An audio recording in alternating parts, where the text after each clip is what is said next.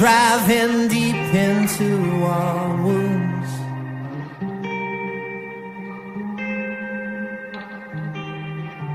Yet I will be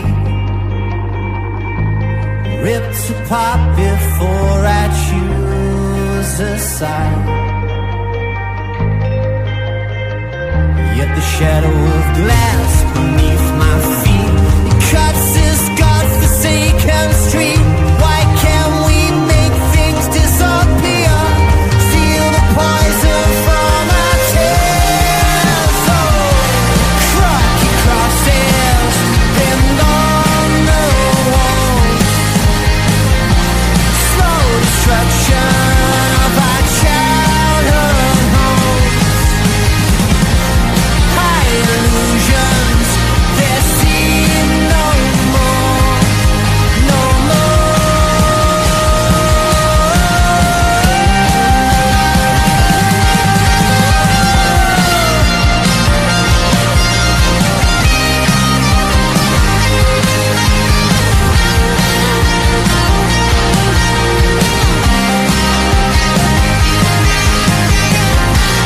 crocky crosses pinned on the walls.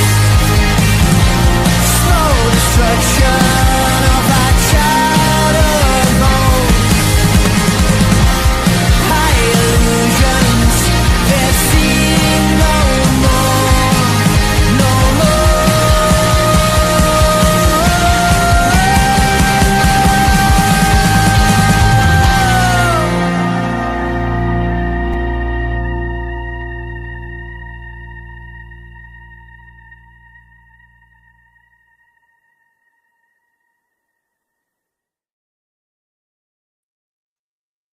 Yes, guys. Welcome back to another episode of L Bins. Make sure you guys smash the likes on the way in. Make sure you guys are subscribed to the channel as well. If you're new, I think we're 3 subscribers away from 29k, man. So if you guys could sub up, I think it's 3. Let me just quickly do a check.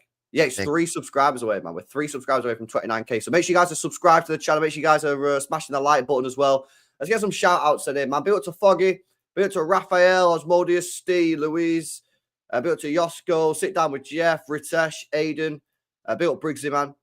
We've also got in there Supreme, The Vibes here, Farah, Ivana, Smelby, Karl, Raphael, Louise, Itchy, or Itai, Fenton, Amos. Big up to you, mate. Big up to Crystal B, Rene, Dashmesh. Big up to Nariman, Nick, Jaden, Eric C, Uzdir, Tom, Hadro, Science Silver. Big up to you guys, man. Make sure you guys smash up the like button on the way in.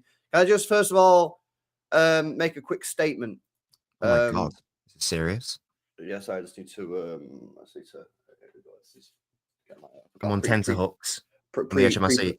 Yeah, I've got a pre-prepared statement, bro, that I wrote this morning. ILB sincerely apologize for the lack of watch along last night in the Argentina versus Paraguay game. I was led to believe, mistakenly, that Claudio Echeverri was injured with a grade 1 ankle strain. This means that he was meant to be out for 1 to 3 weeks.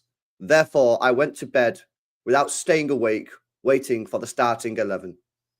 This was a naive mistake and one that I shall learn from in the future. I will never again believe the injury reports coming from the national team, and instead will do my due diligence and wait for the starting 11 to be announced before I go to sleep for the evening.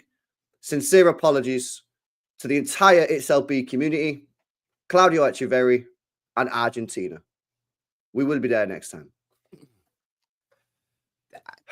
Bro, he was meant to be injured for 3 weeks, and he played after 4 days, bro. What the fuck is that about? Hashtag cancel B. Hashtag cancel B. They put this thing out on Twitter saying he's got a grade 1 strain, right? So that means he's out for 1 to 3 weeks. A grade 1 strain on your ankle is 1 to 3 weeks injury. So I'm thinking, right, well, he's out for the game then, isn't it? He's not going to be fit. Bro, and then he played 4 days after he got this grade 1 strain. So I went to bed. I did a tweet, said, I hope Echeverri wins the trophy. I wake up this morning. I go on Twitter this morning, yeah. I got a fucking load of DMs. A lot of notifications, people saying, oh, but he's starting. I'm like, what do you mean he's starting? I'm like, who the fuck's starting? Who you on about? And then I'm like, Echeverri started last night. I was like, how? He was fucking injured. So anyway, sounds like excuses to me. Yeah, it sounds like excuse. Well, like I say, mate, I've learned from my mistakes. Sounds like an Arsenal fan to me. Oh, that was below the belt. Bruh, I can't lie, that was not. Whatever the British and the government's got against us, it must be serious. Because they've tried everything, apart from shooters. A little lad's fighting his heart out here and get robbed in his own town. And British judges, you ought to be ashamed of yourselves, you political bastards. We will learn. We will learn. Apology accepted. Big up, man. Big up to you, bro. Chat GPT. My days. Yeah, anyway, they lost. So Brazil won the tournament, which is a bit of an L. Oh, what shame. We move. I don't know, actually. Did Echeverry get the... Did Echeverry get like player of the tournament chat on? Nah. Surely he must have got player of the tournament. Did he even do a player of the tournament? They must have. Yeah, they always do like golden ball, don't they? Surely he got the youth tournament. I know they're doing like the youth like World Cup and youth Euros. So it seems so. People are saying that Nasa guy for Nasa Villarreal might have got it. I don't know who got it, man. Anyway, he must have been up there. Let me know in the chat if you know. Yeah, anyway, he's due now to join Manchester City in a few days' time. As predicted, obviously, City are going to give him a few days off because he's been playing every 3 or 4 days. So yeah, City are going to give him a few days off, and then he'll be with the squad. I reckon back end of this week, maybe Friday, something like that. But yeah, there you go. Anyway, okay, bro, where do we start, man? Oh my days! Did you see that Manchester City side that actually resembled Manchester City? Oh, it was glorious, wasn't it? It was very nice. Where's that been all season? I don't know, but obviously second half we obviously took our foot off the gas a little bit, but we always do that. But first half, I think that was our best performance of the season. I don't know if you agree, but I do agree. To be honest with you, I don't even think it's close. I don't even think it's close. I think it's by far our best performance of the season. Definitely, especially when you consider the opposition and also how they set up as well. Yeah. The main reason why we won and looked so good was because of Nico. Look at what happens when you actually have a competent a midfielder who can actually play that position role, whatever you want to say.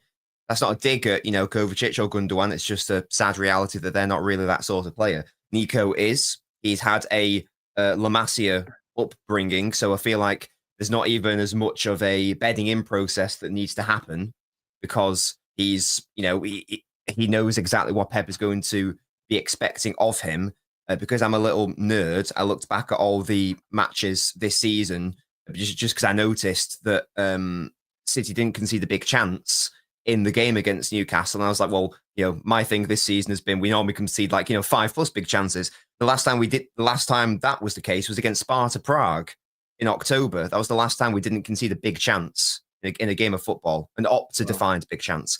So that just goes to show how defensively resolute we were and how relatively little work our defenders had to do. And that's because they actually had some adequate protection, and we also had lots of legs on the pitch as well. The average age of our outfield players was only 24. Yeah, I know. Who told me that? I think Sai told me that on the play rating. I was like, you what? 24 years old? That's a madness. Yeah. So, and I was even with, Gundogan, who's 34 years old starting. So, it's not a dig at the likes of, Kevin De Bruyne, etc.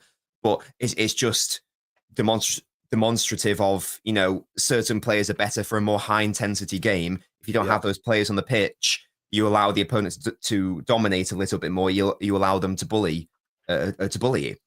We didn't allow Newcastle to do that. And I know they were missing Joelinton, who was man of the match for me in our encounter at St. James's Park. But they still had Tonali, and they still had Bruno Guimaraes and Isak and Gordon. They still had some very good players on the pitch. And we bullied them. We made them look physically inept and inferior. So yeah, it was a throwback performance. It was what we would expect from City. And in my view, it's what we would have seen a lot from City this season had that Rodri injury not happened and we were forced to play all these players. Sadly, that did happen. So hopefully it shows what the future is going to be. Really young, exciting players like Marmoush, Foden, Savio, Haaland, Nico. Add Rodri to that, add Ruben Diaz to that. And I think everyone played well. I was just very happy. I was so happy watching it. I was really happy with everyone's performance, and I don't think it's a coincidence that, Rico Lewis and Gundogan, who've caught a lot of slack this season, they looked very good in the game. And that's because, Gundogan especially had Nico next to him, who, has legs and can actually run and can actually eat up that space and recover in transition. It just makes a world of difference. It's not a case of Gundogan's now officially a shit footballer. It's not possible to platform him correctly without a play like that alongside him. So, yeah, it was all wonderful. I'm so happy that I was right to be as excited about Nico as I was. Wonderful. Yeah, 100%. You know what's kind of crazy as well is just like, obviously we all knew as City fans, and even non-City fans knew this, that that was the problem. And obviously we had issues at the back or whatever, but we've been saying for a long time that the reason why the defense has been bad is because the midfield has been bad, and it's sort of like a knock-on effect. And I think there's some evidence in the fact that Diaz didn't even play. I mean, normally we're saying, I know obviously Stones played in that, but normally we say, don't we, if Diaz doesn't play, then we could be in the mud. But Diaz didn't even play in that game, yet we still look very, very solid at the back. And that for me is because Nico Gonzalez was in there, and it's kind of crazy, but not crazy at the same time. But it is a bit mad that one single player turns us, for me, they're a really, really, really bad side, which we are without a Rodri or Nico Gonzalez in there, into a half-decent team. You don't beat Newcastle 4-0 if you're not half-decent, you know what I mean? And we were very solid at the back, very few chances. I thought Isak got absolutely pocketed. Gordon got pocketed. And, we actually got forward and got into some great positions and scored goals and was clinical. And this all stems from Nico Gonzalez. And there's so much that I want to speak about Nico Gonzalez because I think he deserves the praise. On the ball, first of all, he literally did everything that I've been crying out for our midfield to do for weeks. And that is get on the ball and play the ball forward. Yeah, we have been moaning so much recently, especially in it. You know what's funny, actually, is I've been moaning about this more in the sort of last 3 to 4 weeks rather than actually when we was in the really bad run of one winning, because I didn't really clock it at the time. But the last couple of weeks, something that we've noticed and something that I've noticed and the chat have noticed is that our midfielders don't play forward passes. They don't play these semi-risky passes into the space where Foden is so he can get in the ball and turn on it. Instead, what they do, because they're trying to be safe, they go backwards and they play sideways and crab football and all that, which they think is the safer option, but it doesn't work out like that because it ends up back at the goalkeeper and then we'll lose possession. And within the first 2 minutes of the game, and I keep mentioning this, but this for me set the tone. Within the first 2 minutes of the game, Nico Gonzalez picked the ball up on the left-hand side and Foden was in behind two sort of Newcastle players. There was one there, pretty close to each other, and then Foden was in the middle. And I promise you, because I've seen it so much, if that was Kovacic, he's not playing that ball. Mm-hmm. He's going backwards. And Nico Gonzalez threaded the ball through the gap. Foden got it, turned, and run at the defense. And we have not seen that all season. Mm-hmm. We've certainly not seen it in the last couple of months because the players are not playing those forward passes. So on the ball, straight away, within the first minutes, you saw an improvement from Nico Gonzalez on the ball, right? And then off the ball, oh my days, night and day change, night and day. Just a simple nudge in the back when the ball's in the air. The ball went up in the air. I think Isak and Gonzalez were there. And as the ball was coming down, Nico just little bit of a nudge in Isak's back. Isak then missed the ball. Gonzalez got it, took it away, and we kept it moving. Yeah. Tackles, interceptions, the basic stuff. Yeah, I remember in the second half, there was a loose ball, and Nico Gonzalez won the loose ball. We ended up getting a corner. 3 weeks ago, we wouldn't have won that loose ball, and they would have broke on us and transitioned on us. It's the basic small stuff that doesn't really look like, you wouldn't make a compilation look very good. But it's the small stuff like that. It's the small stuff like on the ball, play the ball forward, off the ball, little nudge here, winning the second ball here. That stuff is so important to us. And we've not been doing that. And you've seen such a huge difference on Saturday with him in the side. And, it's no surprise to me that with him in the side playing like that, we're back to winning ways and played really good. It was our best performance of the season. We've got to hope now that we can keep him fit until Rodri's back, because with him in the side, we're a decent side. And God only knows what would have happened if we had him in the summer. We'd probably still be in a title race, if I'm being honest. I think that's probably right. Yeah. I think that position is probably the most important in a Pep side because not only because it's a two-pronged thing, isn't it? Not only does it provide protection to the back four, it makes them have to do less work. In fact, there was even a moment where it was near the touchline, near Pep, and Nico actually miscontrolled it. He nearly gave the ball away. Now, if that was Gundogan, Kovacic, etc., they give away the ball, and then all of a sudden it's a counter-attack. Nico gave it away, but then won it back immediately because he used his long legs he went to ground, cleverly won it back, retained possession for his side. So even when he made a mistake against Newcastle, he was able to remedy it and get City out of trouble and out of danger there. The other thing, as you've rightly said, is that there is no bridge. How many times have we said this? The attackers, when they get the ball into those dangerous areas, they actually play good football.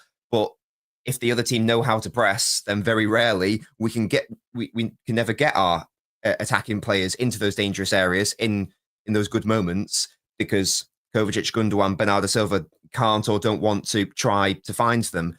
Nico, let's get some data here.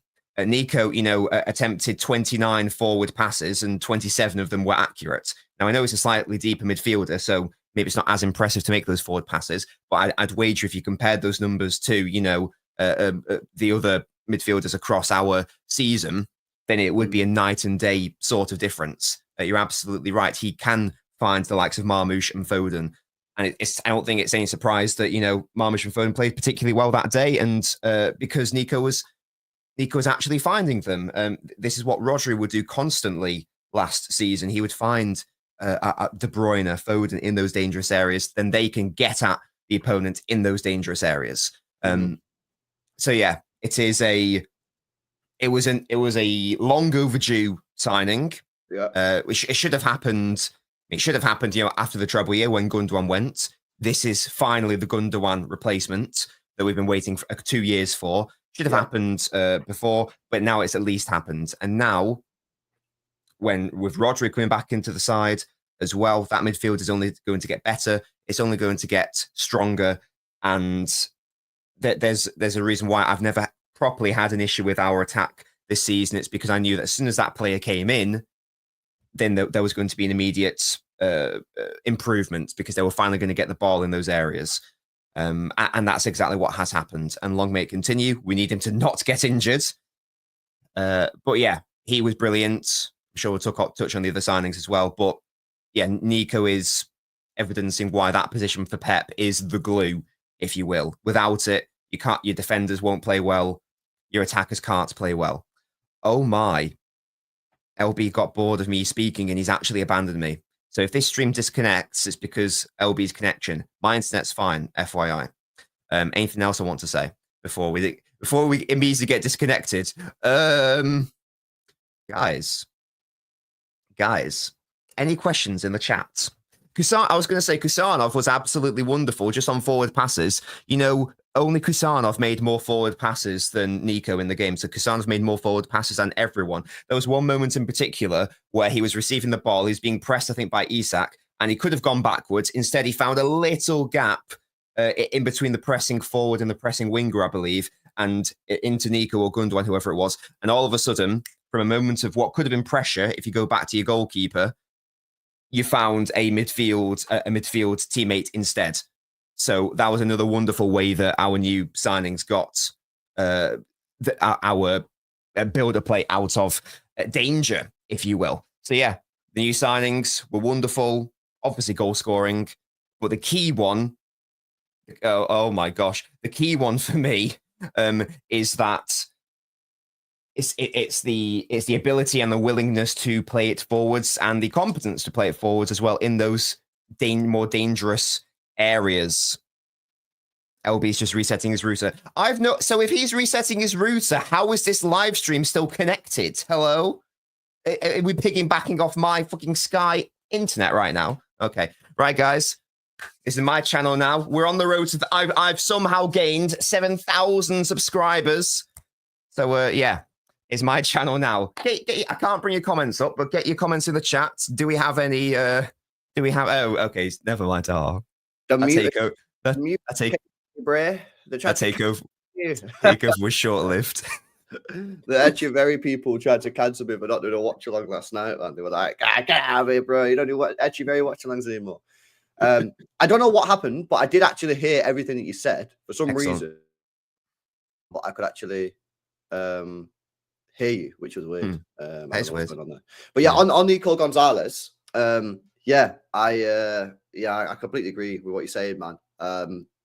It was really, really good. And yeah, like you say, there was no surprise that Marmoush and Foden was really involved in that game because, you know, he was able to find them in the spaces, because usually what happens is like Kovacic or Gundogan will get the ball right and they'll wait so long, but by the time we try and play the pass to Foden or Marmoush or whoever it is in that space, the pass is gone, the pass ain't there. You've got to be quick with the pass, man, before the opposition sort of closes them down. So yeah, bro, I can't lie, man. It was good to watch. It was refreshing.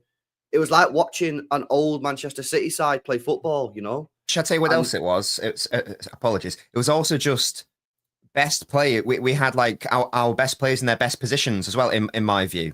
You know, where you had Foden in those pockets, you had Marmoush working off Haaland, you had Savio out on that right side stretching the opposition. You obviously had Nico and Gundo deep. So I think it was also that. I think all the players were profiled really nicely in the game, and that allowed them to thrive and play well as well. Apologies for interrupting. No, I'm with you, man. I'm with you. Smash these likes up, people. You're not done so already, man. Big up to everyone that's in the building. Get the likes up. Make sure you guys are subscribed to the channel as well if you're new. We just hit 29k as well, so big up to everyone, man, for subbing up, mate. Big up to E Inc. says the DM is the foundation of all Pep sides. You know what's crazy, 100%. right? Because like I agree with you, yeah. I'm sure Nobbins agrees with you. I feel everyone agrees with this. Yeah. In the last 5-6 years or whatever, we've only made one legit signing in that position, which is Rodri, right? We seem to cheap out. We seem to cheap out on this position, weirdly. I don't know why. Like getting Phillips, who was never good enough, getting Nunes, who obviously never good enough. Like, why do we do that? But obviously we've rectified it now. But yeah, you would have imagined that is the position that City go, we're not fucking around. Like, we are going to go and get Bruno G. We are going to get the guy. And it's going to cost us a lot of money. But that position is so important to Pep that we need to spend money. But for some reason, it didn't seem to do that. Yeah, it made sense up until Gundogan left, because before then you had Fernandinho, Gundogan, and even Delph for a period who could do that job. And then Gundogan left, and then from there it was like a waiting game of how long can we actually survive. As it turns out, the answer was a season, and then that failed. So yeah, 100% should have been addressed earlier. Yeah, but it's good to see, man. It's good to see. Anything else sort of like catch your eye in that game? I've got to say as well, I keep speaking about him, something that caught my eye. I thought Huzanov was very, very impressive. Yes. I thought on the ball, brilliant, good on the ball. Defensively, exactly what I've been wanting to see from a defender all season. Aggressiveness, you know what I mean? These people, I remember when we were signing him, and I remember seeing people saying, no, he's too aggressive. And I was like, what are you talking about, bro? This is literally what we've been dying for all season, is someone with a bit of fucking aggression. And you saw that on Saturday, you know, the multiple examples of that aggression working. One or two examples of it not working, but that, you know, that's all about decision making, and he'll get better with that as time goes on. That's just an experience thing. That's fine. But I really like the look of this guy. I really, really do. He's my type of defender, man. You know what I mean? Someone with aggressiveness. Like, I can do the Akanjis and shit when things are going well. But as you know, and everyone has their own style of play that they like, right? So some people like this type of player, some people like that type of player. We all have like our personal favorite type of style, right? I'm cool with the Akanjis and that, the sort of like the passive defenders when things are going well. Yeah, the Rico Lewises when things are going well. But people who obviously watch my channel a lot know that when things are going bad, I want to see fucking warriors on the pitch. Yeah. And unfortunately, we've not had any of those warriors, because the only guy really that I would consider a warrior really is probably Diaz. You know, I mean, I wouldn't even put Gvardiol necessarily into that. He's sort of like a bit of a 50-50. So it's only really Diaz, and obviously he's had injury problems. Huzanov is like legit one of those warriors. And when things are not going particularly well, I want to see aggression. I want to see people getting stuck in, not the passive style of defending. Yeah. So he's my type of defender, man. And I thought he had a brilliant game. And I honestly think that the things are really promising here. I can see why City paid the money, put it that way. Yes, there was one moment where he did go in too eagerly, but he had the recovery pace to get back, and he mended his error. So that was fantastic to see. And those errors will happen, throughout his career. That will just be a thing. But it's good to know that he can get back and sort it out. Yeah. I much prefer active defenders. I agree. This is why I prefer, like Ruben Diaz's defending style to someone like an Akanji or even I know Van Dijk's a better player, but I prefer Diaz's defending style personally. I prefer active defenders rather than passive. Kusanov is the definition of active in that respect. And this season, we've not seen enough of that because Diaz has been out for one reason or another. So it's meant that too often we've had a back four of passive defenders. We've seen like a back four of like Gvardiol, Akanji, Stones, Lewis, for example. There's far too much. There's not enough aggression in that back four. There's not enough of a willingness to engage higher up the pitch and be active. So having someone like Diaz or Kusanov in there, just for a balance perspective, is also vital. And yeah, everyone against Newcastle was wonderful. I didn't have an issue with any of them. Lots of people saying, Rico Lewis against Gordon, that's not going to be a good situation. Newcastle created literally nothing down their left side. They generated 0 XG down their left side. Very, very surprising, the lack of creativity down their left. Yeah, now I'm not saying that's because Lewis locked up Gordon, but it just illustrates that if you've got more of a solid team generally, out of possession as well, then everyone in that side is going to improve naturally. So people writing off players like Rico Lewis just because he's been struggling this season, there's a reason why he's been struggling in the same way that everyone has been struggling. Let's not forget the great player he can be for City. So yeah, I was very happy with everyone. And we haven't even really touched on Savio, who was wonderful as well. Oh, Savio was brilliant, man. I think Savio was probably, obviously, Omar Mamouche with the hat-trick, but he's probably my man of the match. Yeah, he was great, wasn't he? Yeah, wonderful. Again, for me, I know. I think you think differently. I think you prefer him on the left. I personally prefer him on that right side. The good news is he can do both. I've not made my mind up yet. Bez. I've not really made my mind up on Savio about which side he's best on, and it's probably a good thing because it's not, for me, it's not clear yet. With like Doku, it's kind of clear that he's probably better on the left, right? But with Savio, I'm not quite sure where he's best yet because I don't think there's I don't know. Obviously, we've seen him do well on the right, but we've seen him do very well on the left. So I don't know, man. I think Savio's just starting to settle down, and I thought he was brilliant against Newcastle. He was for me. I think it was probably sort of his most accomplished game. The way he was taking on Lewis Hall, it wasn't just get the balls, like go full pelt at him. He was changing up his speed of take-ons. He's going down the outside, coming in on the inside. I just thought he absolutely rinsed Lewis Hall all game. Yeah. He's really starting to settle down now, and he just needs to work on his finishing because his finishing is quite poor. Yeah. But he should have scored a goal. Yeah, if he can work on that finishing a little bit, because he's only got 2 goals this season, he should have way more than that. He should be probably on about 6 to 9 goals. If he can improve his finishing, he is gonna be some player. I mean, I think he's already premium anyway, but like if he needs to get that finishing locked off a little bit. But if he does, and I'm pretty sure he will, he is gonna be some player, Savio. So all of a sudden now you can start to see. Now we're getting players back from injury. You know what I mean? And we've made some sidings. You're starting to see this team start to play well again. You're starting to see the potential future. You mentioned it. The average age of the squad against Newcastle was 24 years old. That's unbelievable. So you're starting to look at what could be going forward for the rest of the season, going into next year. You had a few players in next year, and all of a sudden, bang, we're back at it again. This is why I'm quite positive and quite excited for next year and quite excited for future seasons, because yes, this team needs a complete rebuild, but the club did a lot of the groundwork this January. They need to kick on in the summer. They can't just go half-hearted. They need to do exactly what they did in January and go full pelt for it. But if they do that and get some players in, and probably 4 or 5 players, we will be back next year and we'll go for that league title, no doubt in my mind. Well, they've got to keep the foot on the gas, man. But yeah, players are starting to settle now, which is good to see. Yeah, definitely got to attack the summer 100%. Need to complete the rebuild. Now, of course, it depends on who leaves. You know, like if Ederson leaves, we will need to sign a goalkeeper, for example. It'd be like bare minimum. We obviously still need a proper Kyle Walker replacement. Like we need that right back. You know, someone like looks like we may be going for Cambiasso. He would fit in really nicely there in terms of the Rico Lewis role that he did against Newcastle. You know, starting a right back, going into midfield. That would be really nice.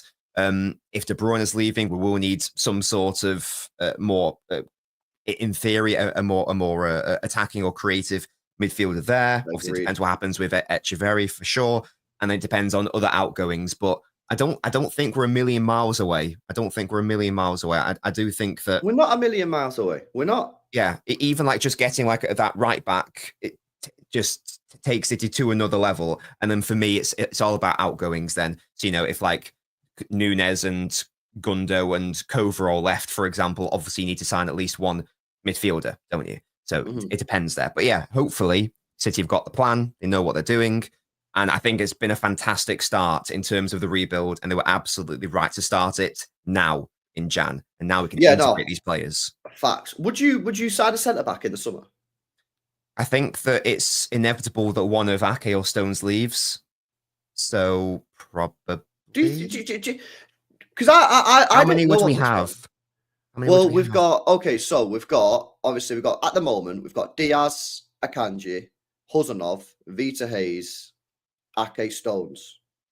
So 6. However, Ake is also our backup left back. Yeah. So we'd have Gvardiol, Ake for left back. Let's just say Ake stays for argument's sake. So Gvardiol, Ake for left back. Left centre back, let's say, you know, Diaz, Kusanov, whatever. Right centre back, Stones, Hayes. Yeah. Right back, Akanji. We need to sign a right back. I haven't said Stones, have I? To be fair, it's that defense just seems very young. You know what I mean? I don't. Okay, so I previously said I think you need to sell Ake or Stones, right? I don't know if I would sell one of them now. I think now I've got the 2 young lads. I think I might just keep them both. But what about the inevitable injuries that happen with Stones? I love Stones. Huzanov can step in and Vita Hayes can step in. Yeah, it's not about stepping in. It's more about Stones is so good that you sort of need to. You can't just have Stones on the side. You sort of need to be making more use of him. And I feel like if City become reliant on that, then it's a bit of an L when he inevitably gets injured. Does that make sense? So, but if you say our starting 11 would be Gvardiol, Diaz, Stones, and let's say we get Cambiasso in the summer, right? Because we're probably going to revisit that. If Stones gets injured, then you just put Huzanov in there, no? Yeah, maybe we don't. I don't. I think it depends what happens from now to the end of the season for me. I think that if Ake and Stones keep getting injured, you know, and if Akanji's turned into this injury prone, I know he's had surgery, but if Akanji turns into this injury prone player as well, then I'm looking at 3 players who are maybe injury prone, and especially when you've got a side who, you know, sometimes play 4 centre backs, to have 3 out of your 8 defenders be injury prone. I just don't know if that's wise. That's all. I don't know. I don't want, in an ideal world, they would all stay, but at the same time, their bodies are failing them. You know. Yeah. So it's a hard one. It is a difficult one. I just think that we've got enough numbers now. I think we've got the numbers. We've got Gvardiol, Ake, that's 2. Priority. Then you got Diaz, Stones, Akanji, Ake, Huzanov, Vita Hayes, and then right backs you've got Rico Lewis and Cambiasso. That's 9 defenders compared to 7 this year. I think we've got enough. I don't think we need to get one. I don't think so. Unless one of these defenders just keeps on getting absolutely cooked now for the end of the season. Yeah, obviously Juma Bar's. I know Juma Bar's here, guys, but he's probably gonna be loaned out. I don't think you need one. I think 9 is more than enough. Maybe. I think 9's probably enough. Maybe. I think that. Look, if Kusanov keeps putting in performances like that this season, and if maybe Hayes comes in and shows that he's, you know, up to it as well, then maybe I can be convinced that we don't need a more experienced centre back. I just think that they are instinctively, it's a very young back line. That's all I'm going to say there. You know, It's not the priority position. I'm looking at getting in a right back first of all before anything else. Maybe it's something that we can explore depending on what happens with injuries. You know.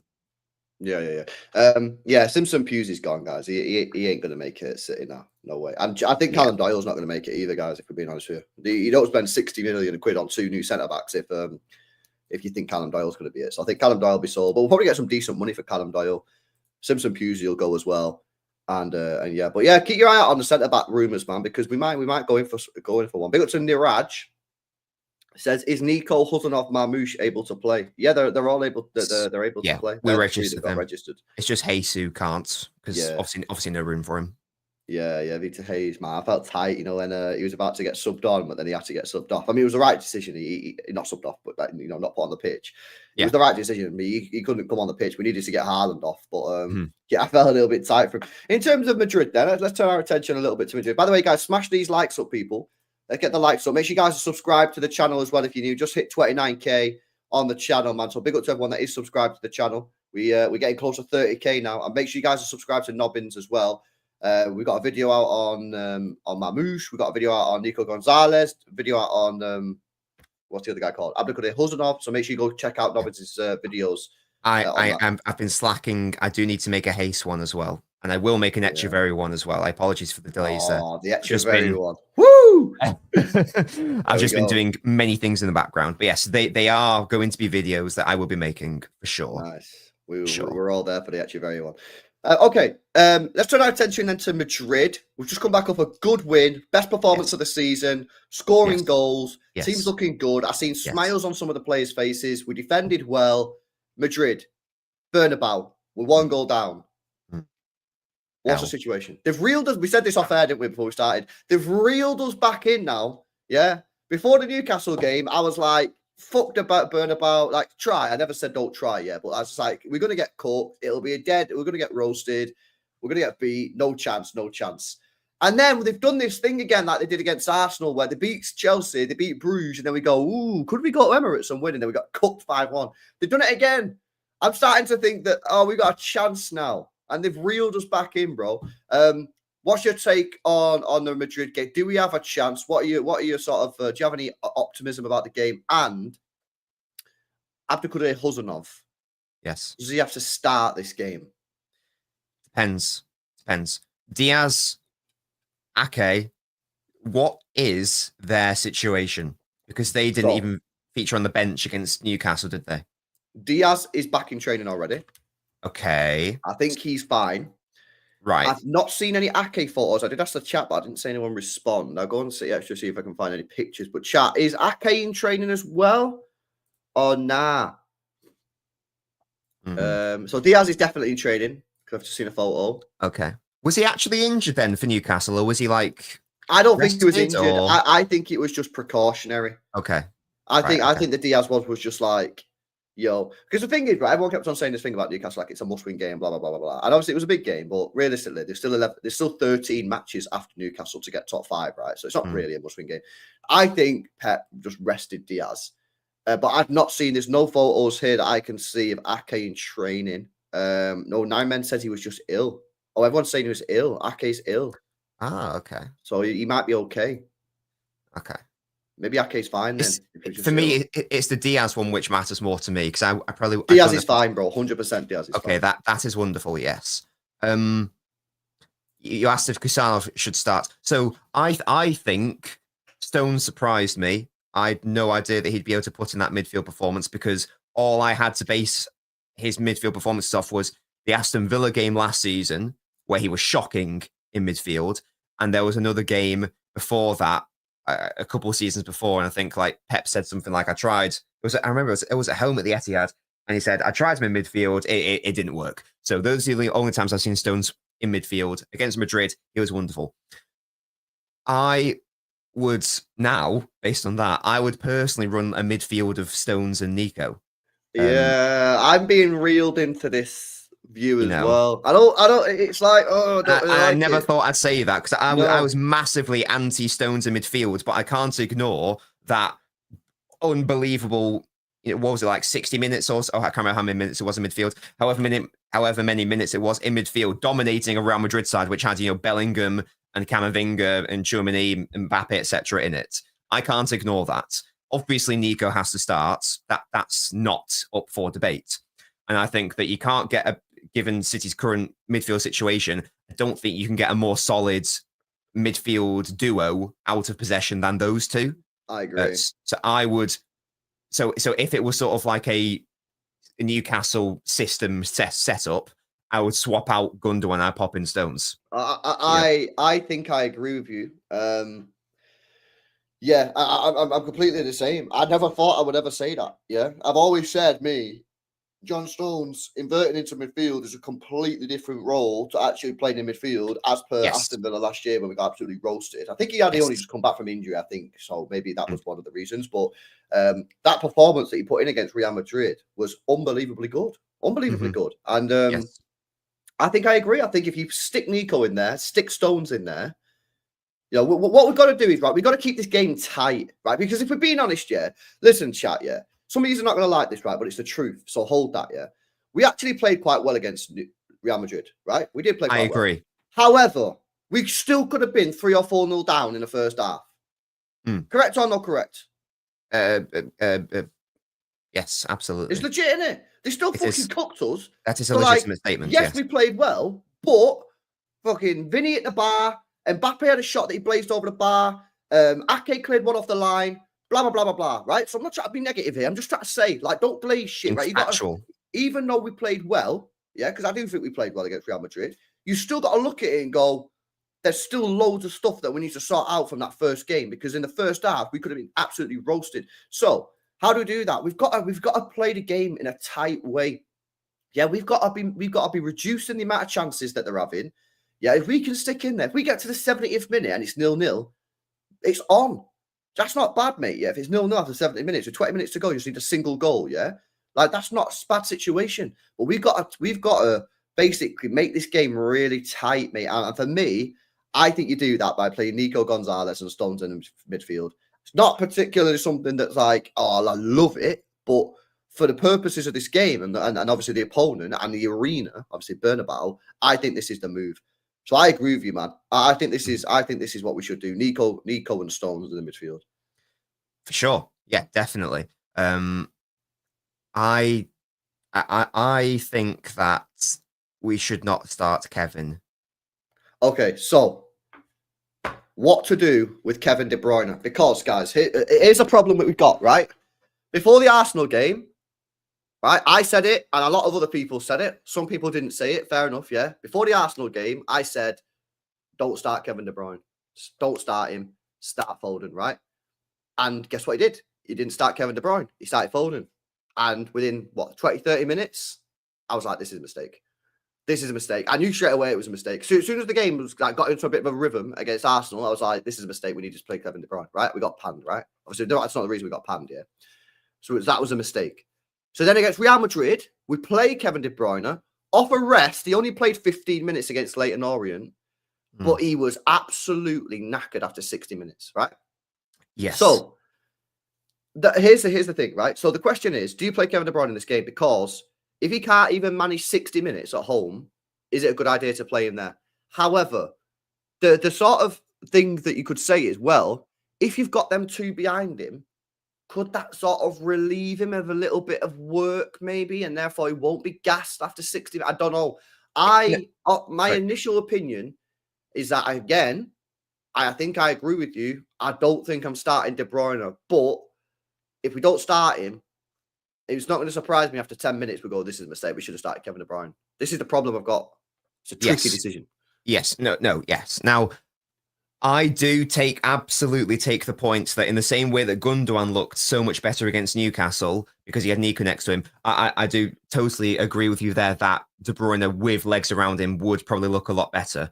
But it was just so evident against Real Madrid. I mean, that game was so much. I didn't realize it was going to be that much of a high intensity match, to be honest with you. I thought the Real Madrid, it turned into a basketball game at one point, and sadly, De Bruyne just couldn't keep up. I would rather bring him on with like 20 minutes to go, or 30 minutes to go, whatever, and go, right, just give me 20 minutes and, run for your life sort of thing. You know what I mean? If we need a goal at that point, or even if we don't, make that difference, be that guy for 20 minutes. I'd rather have him almost like a super sub for that period where he can just commit to that time slot and he knows even before going in, right, I'm going to obviously be explosive for that very short period of time. I would rather start with legs and then move away to bringing De Bruyne on off the bench if required, and it probably will be required. So that's how I would go about it. Again, I think against Madrid, that's not the reason why we lost, because he went off the pitch at 2-1. So I know that's not relevant, but the game did pass him by, and he had a bad game. Even his passes were just not good. He was one of our worst players on the pitch, to be honest with you. He was just drained. So that, and we've seen against Newcastle, City can play well going forwards without De Bruyne. It's not a prerequisite that he has to start for City to create and score goals. I agree. So for me, and also he was amazing when he came on, won the penalty. I'm starting Foden personally. Yeah, I agree. I feel like I'm gonna do this, right? Not play De Bruyne, and after 20 minutes, I'm gonna be like, this was a mistake, just like the Arsenal game. But you have to go with what you think is legit, and I think so. If my strategy in this game, if I'm the manager, right, if I'm sort of obviously part of the tactical setup, my game plan here is to keep this shit as tight as possible, right? We can't concede the first goal, right? We concede the first goal, it's good night, yeah, we're done. Yes, we got to keep this game as tight as possible, right? And like I say, if you get to the 70th minute and it's 0-0, it's game on. It's game on. You can bring on a game changer like Kevin. Exactly. You say, Kevin De Bruyne, this is your moment. You got 20 minutes here. Give everything you've got, because you're only going to play 20 minutes. If it goes to extra time, that's only an extra half an hour. You know what I mean? The maximum you're going to be playing here is 50 minutes, right? Sprint, do everything you've got. Give me everything off the bench, where hopefully the opposition team's starting to tire. And this is also another big opportunity for Foden to show the world what he's got. So, yeah, listen. I don't know where stats are. I feel like Foden always plays well against Madrid. I don't think I've ever seen him have a bad game again. In fact, I think his worst game against Madrid was at the Bernabeu last season, and he scored a ridiculous goal. And for me, that was probably his worst game he's ever had against Real Madrid, unless I'm misremembering. So it just always seems to turn up as well. So I think Kevin does as well, but we've touched on the physical decline. But yeah, I agree. So I would bench Kevin De Bruyne for this game. It sounds pretty mad, but that's what I would do. Okay, let's go to the defense. Are we sticking with Ederson? You know what I mean? He had a shit game against Real Madrid, but was brilliant against Newcastle. Kicking was excellent. I personally stick with Ederson, but and it's a shame because Ederson was bad for the two goals, but he also did some good shot stopping in that match. So yeah, I'm got to stick with Ederson, especially if they press us high. We need our best ball playing keeper, for sure. Yeah. Okay. Well, we'll stick Gvardiol left wing because we know Gvardiol's going to be playing.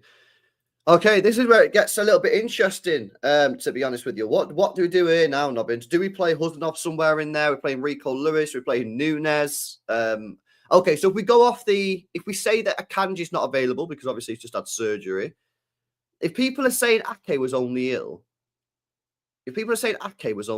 then I'd imagine he's going to be available. Well, Rico let's do Lewis... two.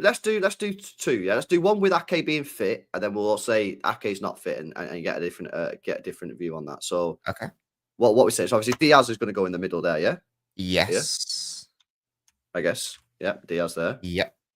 Okay, so what we're doing here then? If let's do the first one. Ake is fit. Is Ake going here? If Ake's fit, yeah, that's the only place he can go. Yeah. Ake here. Okay. I wouldn't start Ake, by the way. You wouldn't start Ake? No. Even if he's fit? Yes. Oh, okay. Then we'll get rid of him. Okay. So what are you doing? Okay. Wait, I thought you wanted to start him. Well, I probably would have, but okay. Tell me what you've got. Tell me what you've got. What's your back four for this game? I'm swapping Ruben with that other player. So pop Ruben to left centre back, please. Okay. And give me Kusanov. And swap him. Okay, you're playing this like the back two thing, yeah? And then have Lewis at right back.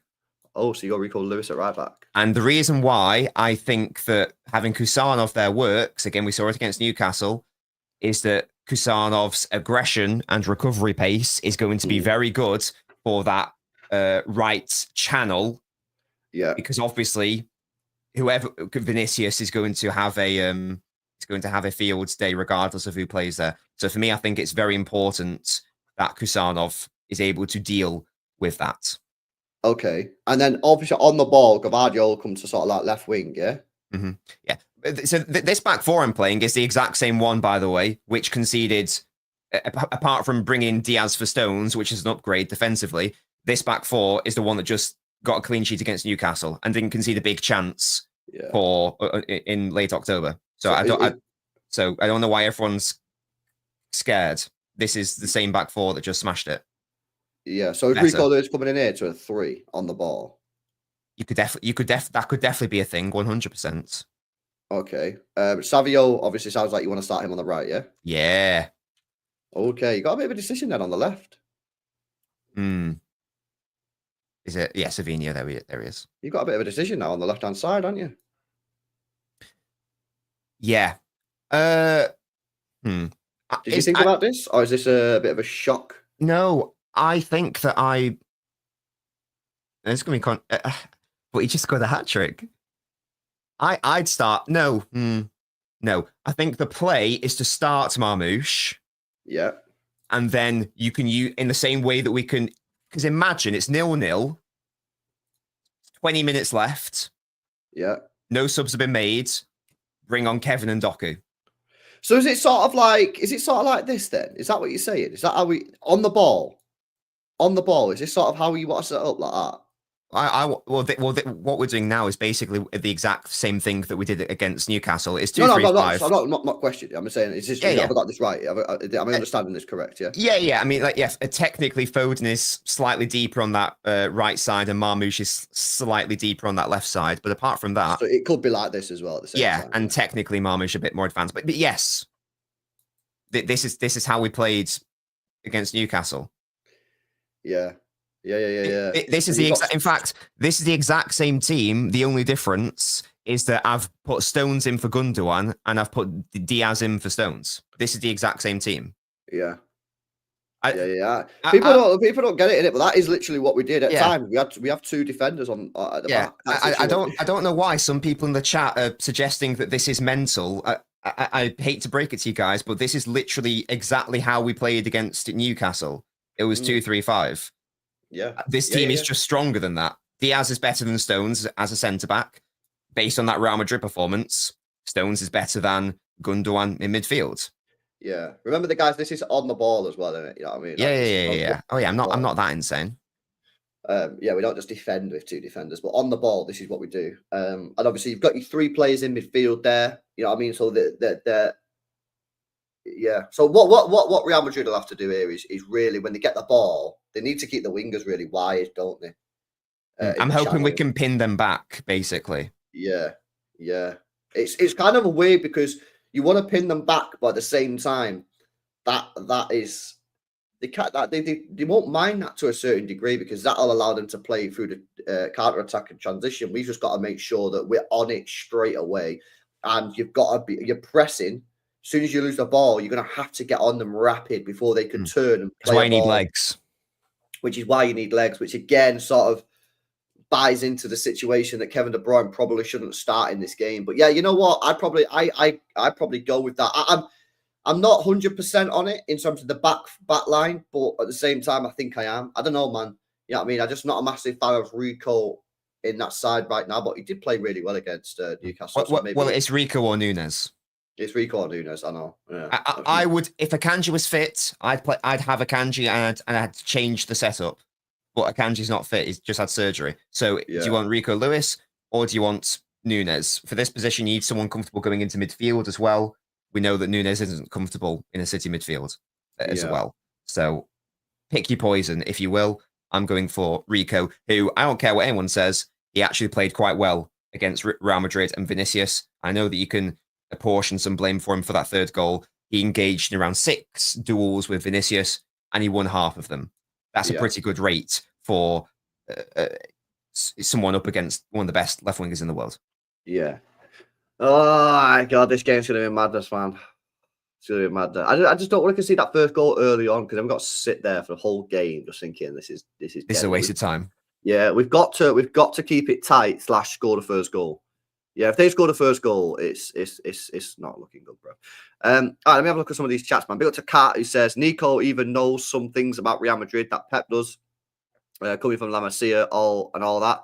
Hi Nobbins, get to those Vita Hayes and Echeverry videos, please. Yeah, man, I second that as well. I second Apologies. that. Yeah, sorry. I'm just I'm organising my games room and I'm enjoying that. So yeah, I will get back to it. Organising your games room. We're on our knees for the Echeverry video. What's going on here, Bray? My Super Nintendo takes priority, I'm afraid. See you later, you go in prison. You go in prison. And you're getting named and shamed.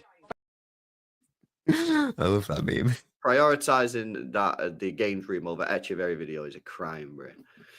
But yeah, big up to you, Cap, bro. I agree with you, man. Big up to Omar as well. Says if I see Lewis and Bernardo, I'm taking the TV off the wall. I guess that means off the wall. Yeah. Yeah. I wouldn't start Bernardo. I mean, I will say I thought he played sort of all right against Real Madrid in fairness. But again, on the Lewis one, I don't know who else you want there. Do you, based on precedent, Nunes struggled against Trossard. Yeah. At 1v1. And again, it's actually very impressive to win half your duels against Vinicius Jr., especially if you're not even a right back, especially if you're apparently a shit footballer like Rico Lewis. We know that Bernardo Silva started this game, though. Somehow. Somehow he will start. Why?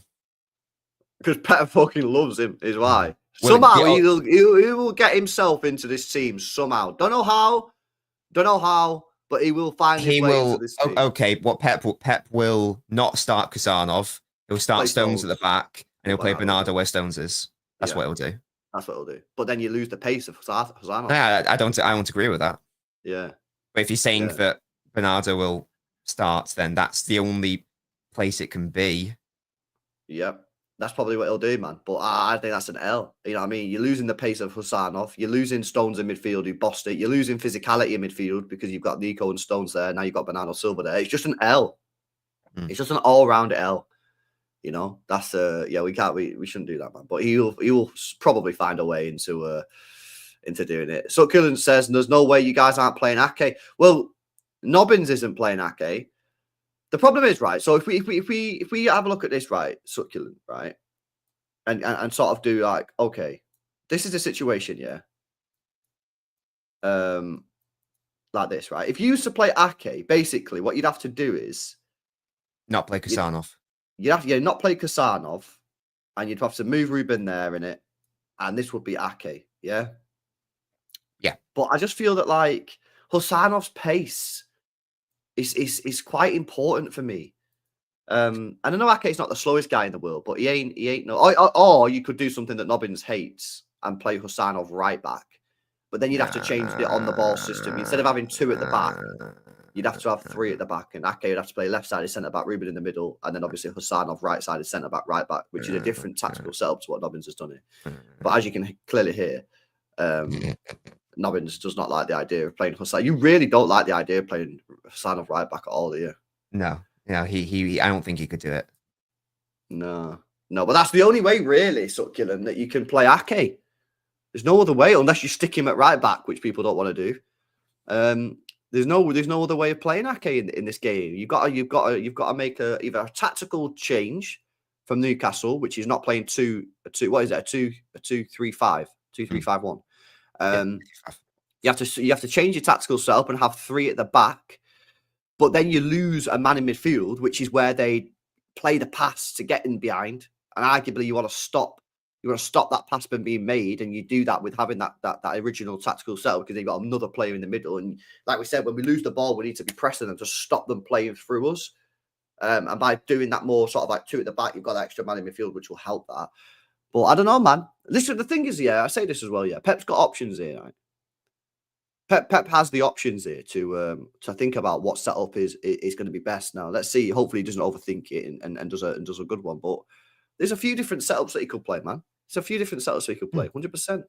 Yeah, maybe he'll do something mental like he did in the first leg, where we're all like, "What on earth is going on here?" Maybe it'll be totally different. Yeah. You know? Yeah. Steve says, why can't you play right-sided centre-back in a back three, considering Gavardio will probably be at the pitch? Is that just because he'll get exposed on the wing and you don't think that'll be a good idea? No, you can play right centre back in the back three in possession. Yeah. That's fine.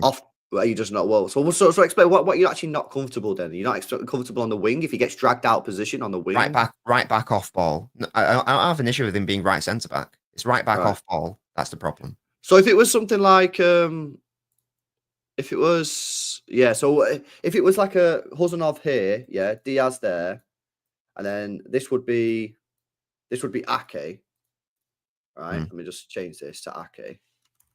Would you be happy if this was and then obviously Gavardio pushes forward, blah blah blah. Yeah. You got the standards. Would you be happy with that? No, because he's still right back out of possession. It's still right back out of possession, but so it's just a case of you don't want him in that position then. Not a right back out of possession, no. Okay. He would not work right back. Okay, cool. Bar him somehow adding strings to his bow, which right now do not exist. I think this formation on the system is on the screen right now. This is probably one that I think a lot of City fans would go for. I think this is what a lot of people want to see. I don't hate it. It's fine. But Yeah. I prefer the one I made, that's all. Yeah. Cool. Okay. Sorry, just say, if it's a shameless plug, if you want to understand why I don't think Kusanov can play right back off ball, go watch my Kusanov analysis video because I explain it there. If you want my full thoughts on that. Shameless plug. Yeah, no. So people asking why can't he play right back? I'm not going to tell you here. Go watch my video. I explain it there. Yeah, man. Big up to Omar says Huzanov, Diaz, Ake, Gavardio. Why not Nobbins? Go watch my video. Go watch the video, bro. But yeah, I think we're going to see the setup that you see. I think he's going to do that. I think it'll be Diaz and Huzanov at the back. But Huzanov has to play, man. Huzanov has to play. We need his pace. We need his pace, lads. Yeah, we had Walker in the day. That's now gone. We need Huzanov's pace. We need that. I need that. You need that. We all need it, man. Yeah, and this is a great opportunity for him because you know what, man? I've seen too much people, these media pundits, chatting shit on Huzanov's name. Yeah. Who's doing that? Bro, fucking Paul Merson was slagging him off. I mean, I know. We all know what we think of him and his takes on City players. Yeah, but he was slagging him off, man. Do you know what I mean? I think Huzanov needs to start this game. Yeah, drop a world-class performance so people can shut up, mate. Yeah, because this guy's a baller, man. This guy's a top player. This guy's a top player. But yeah, big up to you, man. Do you think we'll do it, bro, against Madrid or not? I think we can do it, but I would give us a 30% chance. 3 in 10 is not bad. Which is not that's nearly a third. That's not bad odds, I reckon. That's not a bad odd, really. That's okay. We can do it. It depends on what team Madrid put. I mean, the chat is saying that Rudiger's back in training. If he's able to start, that's a massive L for us. Ancelotti said he's back. Yeah, that's horror because I don't know if Haaland's ever had has he ever had a truly good game against Rudiger? I don't know. Rudiger he started. I'm getting the timeline wrong. Did Rudiger start that treble-winning match, or was he still at Chelsea? My brain can't remember. Anyway, Rudiger tends to play well against Haaland. What I'm saying there, so that would be pooey. But if we put out a good team, it depends how Madrid set up because their defense is there to be got at. Especially if Rudiger's not starting, there's no reason why we can't give it a good go. We've just got to be solid defending the counter attack because, excuse me, that's exactly how Madrid are going to play it. You'd assume. Because they're 1 goal up, why wouldn't they? And use their quick players on the counter. Big game for Nico. Big game. He's going to have a good game. He's going to be vital to that. Yeah. No, I agree. Okay, cool. Well, there you go, guys. That's the last Elbins before the Madrid game on Wednesday. It's a big test. You know what I mean? Can we find a way through? It's going to be tricky. We know that going to the Bernabeu, 1 goal down is going to be horror. But let's see what we can do, man. Let's see what we can do. But yeah, listen, big up to you guys, man, in the chat. Make sure you guys smash a like in it. If you're not done so, we've got over 900 people in the building. Make sure you guys drop a like on the stream before you go. Make sure you guys subscribe to the channel as well. You got anything coming up today, Bray? Not today, no. There will be like some content on the Madrid game when that happens. If it's an interesting game, I will do an analysis video on it. I promise I am working on the Hayes and Echeverry videos. I promise I am. They will be coming at some point, and proper match analysis videos will be back. I would have done one for the Newcastle game, but it was Valentine's weekend. I was out with Mrs. Nobbins. I didn't have the time. So, you know, that takes priority, I'm afraid. Understandable. Okay, cool. Put the Nintendo down, Bray, says Karl. Never. Do you up, man? Actually, the tournament's finished now, bro. Argentina, the tournament's done. Echeverry will be joining City this week. I imagine later this week, maybe like Thursday, Friday, maybe Saturday. And then, yeah, we'll see if he actually gets a game. Hopefully, he'll start the Plymouth game. We might see him against Plymouth, which will be decent. But yeah, Echeverry, man, that tournament is now finished. Argentina didn't win it. Brazil won it. But yeah, there you go. And then, guys, smash a like on the way out. Make sure you guys subscribe. I'm going on midday live now with Saeed and the guys on there. Yeah, Saeed's got to get cooked, man. So yeah, make sure you join me. I'll put a redirect on there. And yeah, big up to you guys. Smash a like, and we'll see you in the next one. Peace out.